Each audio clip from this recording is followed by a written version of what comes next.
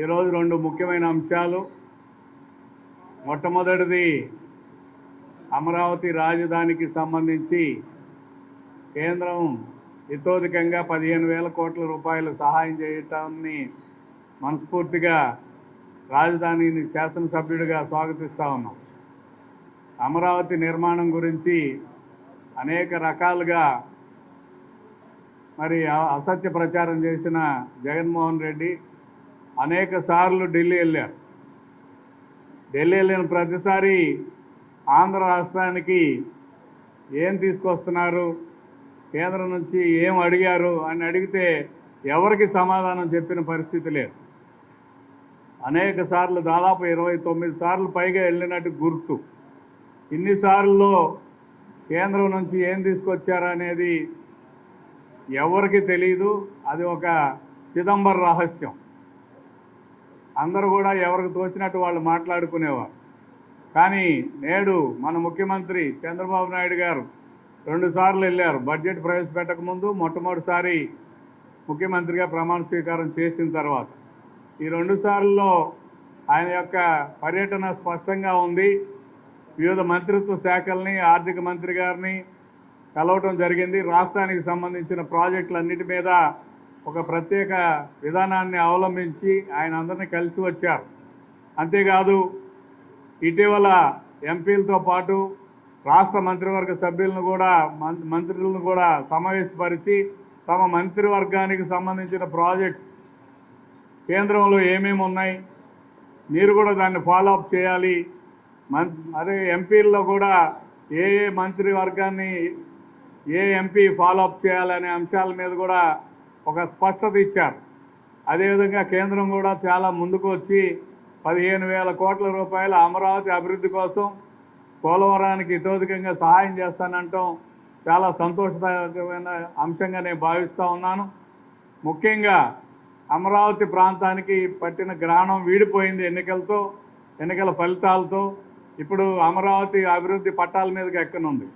ప్రతిసారి మరలా నిన్నగాక మొన్న అసెంబ్లీ సమావేశాలకు ముందు అమరావతి గురించి మాట్లాడితే జగన్మోహన్ రెడ్డి ఇక్కడేదో భూ సంబంధించిన కుంభకోణాలు జరిగినాయని మాట్లాడటం, పేపర్లో రాసుకోవటం, టీవీలో చెప్పటం కూడా జరిగింది. నేను ఒకటే ప్రశ్నిస్తూ ఉన్నాను. 5 సంవత్సరాల విలువైన సమయం నీకు ఇచ్చారు ఈ రాష్ట్ర ప్రజలు. ఈ 5 సంవత్సరాల్లో ఒక్క చిన్న అంశంలో కూడా భూ సమీకరణకు సంబంధించి తప్పు పట్టగలిగేవా అని అడుగుతూ ఉన్నాను. కేవలం ఈ ప్రాంతం మీద ద్వేషం, ఈ ప్రాంత ప్రజల మీద, ఈ ప్రాంత సంస్కృతి మీద ద్వేషంతో 3 రాజధానుల అంశం ముందుకు తీసుకొచ్చి ఆంధ్రప్రదేశ్ని అధపాతాలకు తొక్కారు. ఈరోజు కేంద్రం ఎన్డీఏ ప్రభుత్వంగా అటు కేంద్రంలోనూ ఇటు రాష్ట్రంలోనూ 3 పార్టీలు కలిసి పనిచేస్తూ ఉన్నాయి. కాబట్టి ఖచ్చితంగా కేంద్రం ఆదుకుంటాన్ని అమరావతి ప్రాంత శాసనసభ్యుడిగా మరియు ఈ ప్రాంత ప్రజల ప్రతినిధిగా ఈ ప్రాంతానికి మహోజ్వలమైన ఉన్నత భవిష్యత్తు రాబోతుంది. దీంతోపాటు ఇంకా అనేక రంగాల్లో అవసరమైన మేరకు సహాయం అందిస్తామని చెప్పిన సంగతిని ప్రత్యేకంగా తెలియజేస్తూ వారికి ధన్యవాదాలు తెలియజేస్తున్నాను. రెండో అంశం, శాసనసభ ప్రారంభమే నాడు నేడు సంబంధించిన అంశం మీద ప్రారంభమైంది. కొండ నాలుగుకి మందేస్తే ఉన్న నాలుగు ఊడిపోయింది అన్నట్టు ఆయన ఏదో విద్యా వ్యవస్థని సరిచేస్తానని చెప్తే చివరికి విద్యార్థుల యొక్క ఎన్రోల్మెంటే తగ్గిపోయిన పరిస్థితి.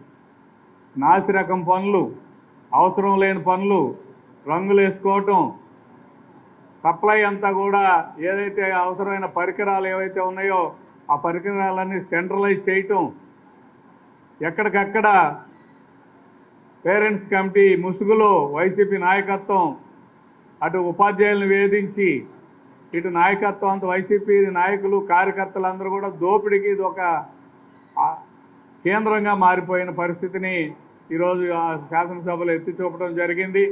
అంతేకాదు దాదాపు ఇది టోటల్గా 15,000 కోట్ల రూపాయల దాకా ఖర్చు అయ్యే కార్యక్రమం. 9,000 కోట్ల రూపాయలు ఇప్పుడు ఖర్చు పెట్టారు. ఈ 9,000 కోట్ల రూపాయల్లో చాలా అవినీతి జరిగిందనేది మేము కేటగారికల్గా మంత్రి నారా లోకేష్ గారి దృష్టికి తీసుకురావడం జరిగింది.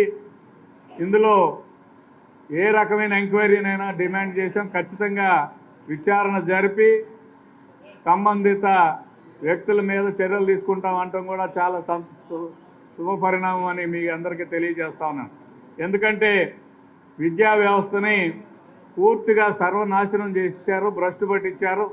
విద్యా వ్యవస్థలో సంస్కరణల పేరు మీద దోపిడీకి మార్గాలన్నీ ఎతికారు. ఆ దోపిడీ మార్గాలన్నింటినీ కూడా కనిపెట్టాల్సిన బాధ్యత నేటి ప్రభుత్వం మీద ఉంది.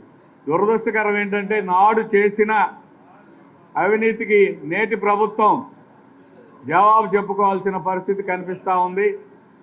ఈ 2-3 అంశాల మీద ప్రత్యేకంగా దృష్టి పెట్టాలని, విద్యా వ్యవస్థని సమగ్రంగా సమూలంగా సంస్కరించాలని నేను ప్రత్యేకంగా శాసనసభలో మొట్టమొదటిసారి ఈ సభ మొట్టమొదటి సమావేశంలో మొదటి ప్రశ్నగా వేసిన దానికి లోకేష్ గారు స్పందించి ఎంక్వైరీ చేస్తానంటాం కూడా చాలా శుభపరిణామని తెలియజేస్తాం.